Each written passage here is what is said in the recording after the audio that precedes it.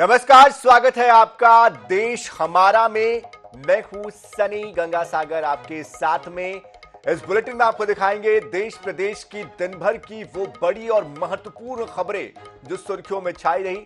सबसे पहले शुरुआत करेंगे बीजेपी के राष्ट्रीय संगठन में हुए बड़े बदलाव की खबर से। चुनाव के ठीक पहले भाजपा ने छत्तीसगढ़ के 3 नेताओं को महत्वपूर्ण जिम्मेदारी सौंपी है। डॉक्टर रमन सिंह के साथ अब लता उसेंडी और सरोज पांडे को भी राष्ट्रीय उपाध्यक्ष बनाया गया है। छत्तीसगढ़ के तीनों नेताओं को राष्ट्रीय टीम में शामिल करने के क्या है सियासी मायने, देखिए इस रिपोर्ट में।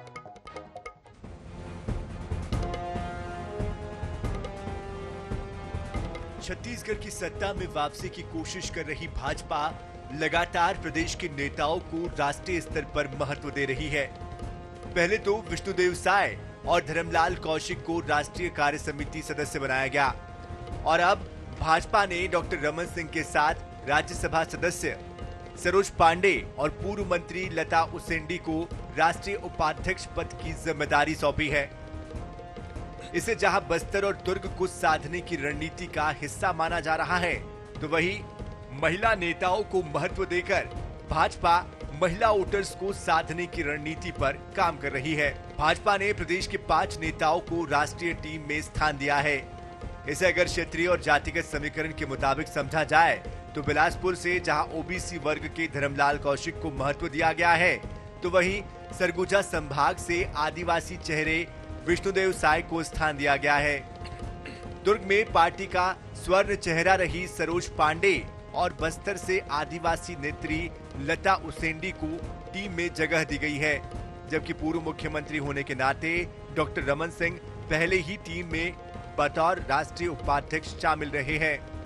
टीम नड्डा में छत्तीसगढ़िया चेहरों को लेकर सियासत भी खूब हो रही है।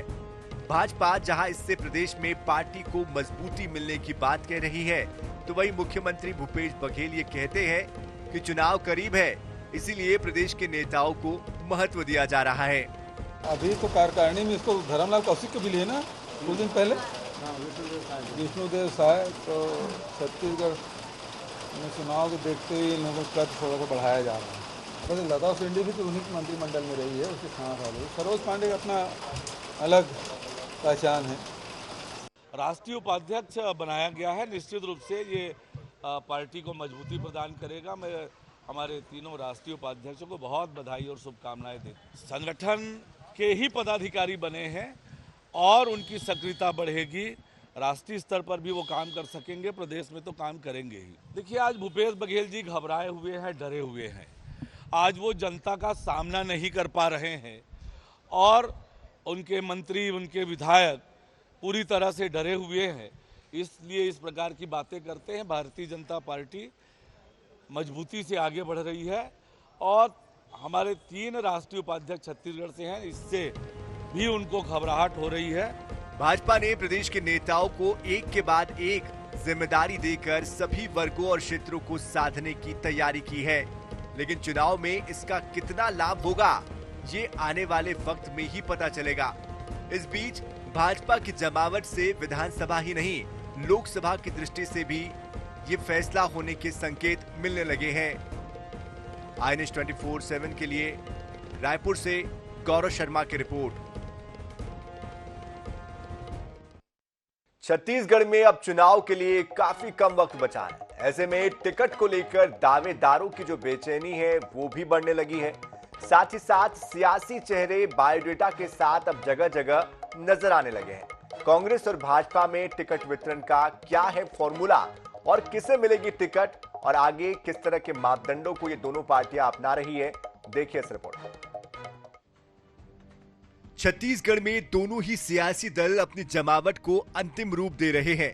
साथ ही उम्मीदवारों को लेकर सर्वे की प्रक्रिया भी काफी आगे बढ़ चुकी है। लिहाजा भाजपा और कांग्रेस में टिकट के दावेदार काफी एक्टिव नजर आ रहे हैं।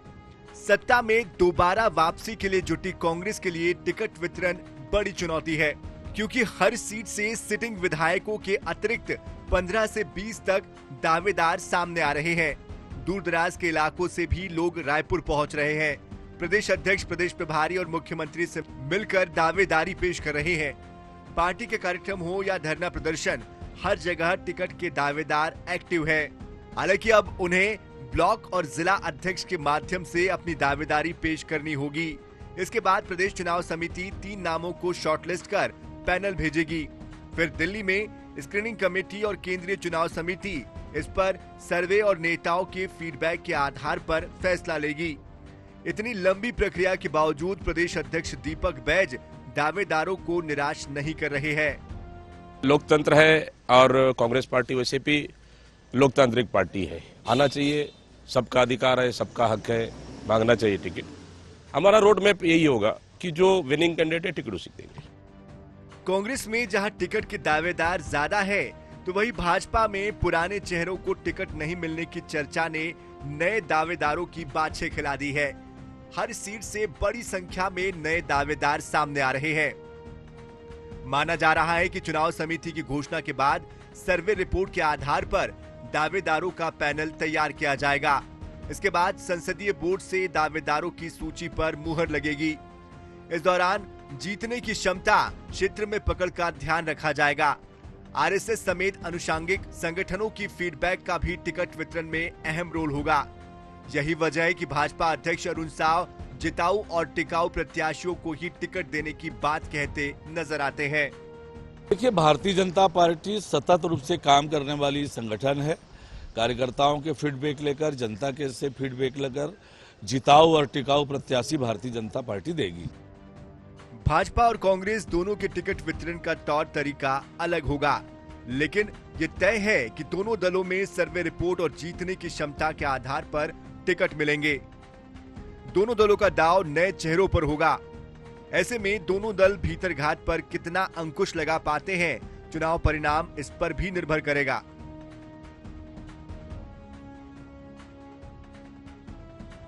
रायपुर से INS 24/7 के लिए गौरव शर्मा की रिपोर्ट। मध्य प्रदेश का टाइगर स्टेट का दर्जा बरकरार है। ताजा गणना के मुताबिक देश में सबसे ज्यादा बाघ मध्य प्रदेश में ही है। राष्ट्रीय बाघ संरक्षण प्राधिकरण की तरफ से अंतर्राष्ट्रीय बाघ दिवस के मौके पर राज्यों के हिसाब से बाघों की गणना की गई थी और जिसमें सबसे ज्यादा 785 बाघ मध्य प्रदेश में ही पाए गए। मध्य प्रदेश की टाइगर स्टेट की हैसियत कायम है। 785 बाघों के साथ प्रदेश ने ये तमगा बरकरार रखा है। साल 2022 की गणना में मध्य प्रदेश में बाघों की संख्या में बड़ी बढ़ोतरी दर्ज की गई है। प्रदेश में 259 टाइगर बढ़े हैं। मध्य प्रदेश में 2022 की गणना में 785 बाघ, 2018 में 526 थी टाइगर की संख्या। ताजा गिनती में प्रदेश में बढ़े 259 टाइगर। 563 बाघों के साथ कर्नाटक दूसरे नंबर पर, 560 बाघों के साथ उत्तराखंड तीसरे नंबर पर, चौथे नंबर पर काबिज महाराष्ट्र में 444 बाघ। मध्य प्रदेश को लगातार दूसरी बार मिला टाइगर स्टेट का दर्जा। अभी तक 3 बार टाइगर स्टेट घोषित हो चुका है मध्य प्रदेश। 2006 में हुई पहली गणना में पहले पायदान पर था प्रदेश। प्रदेश के सतपुड़ा टाइगर रिजर्व और कान्हा नेशनल पार्क ने प्रभावशाली प्रबंधन के मामले में देश के टॉप 5 टाइगर रिजर्व में जगह बनाई है। सतपुड़ा टाइगर रिजर्व में टाइगर की संख्या 50 से बढ़कर 62 हो गई है। केंद्रीय पर्यावरण मंत्री भूपेंद्र यादव, सीएम शिवराज सिंह चौहान, केंद्रीय मंत्री नरेंद्र सिंह तोमर और बीजेपी प्रदेश अध्यक्ष वी.डी. शर्मा ने इस शानदार उपलब्धि पर खुशी जाहिर की है। मध्य प्रदेश के लिए आज का दिन गर्व का दिन है, गौरव का दिन है। हम फिर टाइगर स्टेट हैं और 4 साल पहले जो टाइगर्स की गणना हुई थी उसमें 526 टाइगर हमारे यहाँ थे, लेकिन अब वो संख्या बढ़ के 785 हो गई है। मध्य प्रदेश अब काफ़ी आगे निकल गया है। आज निश्चित रूप से प्रसन्नता का विषय है कि फिर से टाइगर स्टेट का दर्जा मध्य प्रदेश को मिला है। इसके लिए मध्य प्रदेश के नागरिकों को और सरकार को, सबको मैं अपनी ओर से बहुत बहुत बधाई देता हूँ। प्रदेश ने टाइगर स्टेट का दर्जा बरकरार रखने में सफलता पाई है, लेकिन लगातार कम हो रहे जंगल भविष्य में प्रदेश के लिए बड़ी चुनौती बन सकते हैं। भोपाल से गौरव गुप्ता की रिपोर्ट। मुख्यमंत्री भूपेश बघेल ने कोरबा में आम सभा को संबोधित करते हुए कहा है कि कोरबा ऊर्जा की राजधानी है। प्रथम प्रधानमंत्री जवाहरलाल नेहरू ने साल 1957 में यहां बिजली प्लांट की शुरुआत की थी। उन्होंने जिलेवासियों को अब तक के सबसे बड़े 1320 मेगावाट के पावर प्लांट के लिए बधाई और शुभकामनाएं दी। विधानसभा अध्यक्ष चरणदास महंत ने मेडिकल कॉलेज उनके पिता स्वर्गीय बिसाहू दास महंत के नाम पर करने के लिए मुख्यमंत्री को धन्यवाद दिया। साथ ही कहा कि मुख्यमंत्री के कामों ने पूरे देश में छत्तीसगढ़ को एक नई पहचान दिलाई है। वहीं नए बिजली संयंत्र को पूर्व प्रधानमंत्री स्वर्गीय राजीव गांधी के नाम पर करने की मांग भी महंत ने की।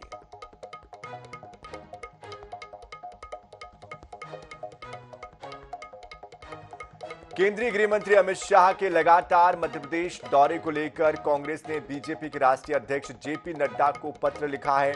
पत्र में अमित शाह के दौरे से आम जनता को हो रही परेशानियों का जिक्र किया गया। पत्र में कांग्रेस नेता ने मांग की कि लोगों की देखते हुए अमित शाह के दौरे को बंद किया जाए। उन्होंने नड्डा को अपने लिखे पत्र में केंद्रीय मंत्री ज्योतिरादित्य सिंधिया के दौरे का जिक्र किया और कहा कि उनके दौरे से आम जनता को कोई परेशानी नहीं होती है।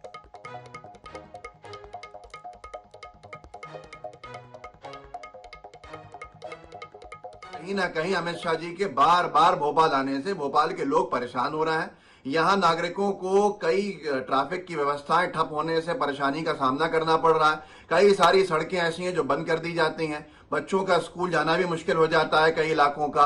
ऐसे ही लोग घंटों जाम के अंदर फंसे रहते हैं। पुलिस बल वैसे ही कम है मध्य प्रदेश के पास, तो 2000 पुलिस के जो हमारे सिपाही हैं उनको अमित शाह जी की सेवा में लगा दिया जाता है। ये बड़ा सवाल है कि आखिर ऐसा क्या करना है। दूसरे केंद्रीय मंत्री भी आते हैं लेकिन कभी व्यवस्थाएं ऐसी ठप नहीं होती हैं। सिंधिया जी भी केंद्रीय मंत्री हैं, वो आते हैं तो एक ठेला भी नहीं हटाया जाता है। लेकिन अमित शाह जी के आने पर बीजेपी कार्यालय से जो लगा हुआ शॉपिंग कॉम्प्लेक्स सबसे बड़ा कॉम्प्लेक्स है, उसमें हजारों 1000 के आसपास दुकानें बंद कर दी जाती हैं, सील कर दिए जाते हैं। वहां पे कॉर्पोरेट ऑफिसेज भी हैं। तो ये इतनी परेशानी का सामना करना पड़ रहा है। ना ही तो अमित शाह जी राष्ट्रीय अध्यक्ष हैं बीजेपी के, ना ही वो प्रभारी हैं मध्य प्रदेश के। तो उनके आने पर रोक लगा दी जाए। अगर इतनी असुरक्षित वो खुद हैं कि पूरे शहर को अस्त व्यस्त कर दिया जाए, तो ये बड़ा सवाल है। बीजेपी के राष्ट्रीय अध्यक्ष जी को सोचना चाहिए।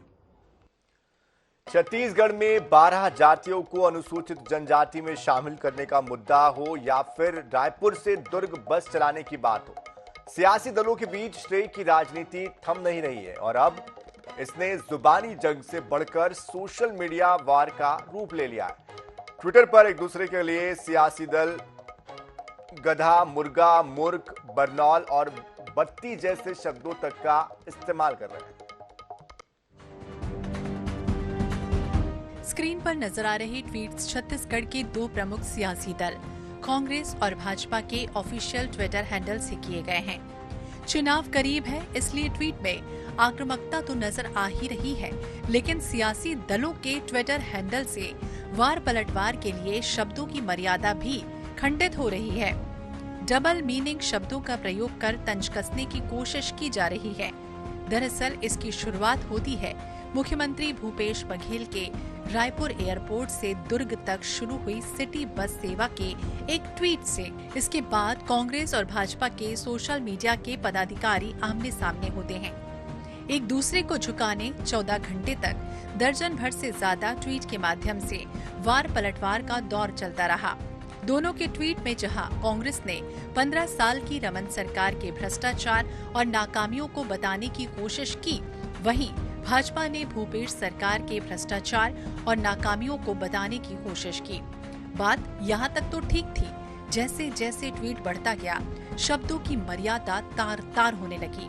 दोनों पार्टियां एक दूसरे को गधा, मुर्गा, मूर्ख तक कहने लगे। कांग्रेस और भाजपा के इस ट्वीट पर दोनों दलों के बड़े नेता भी आमने सामने हैं।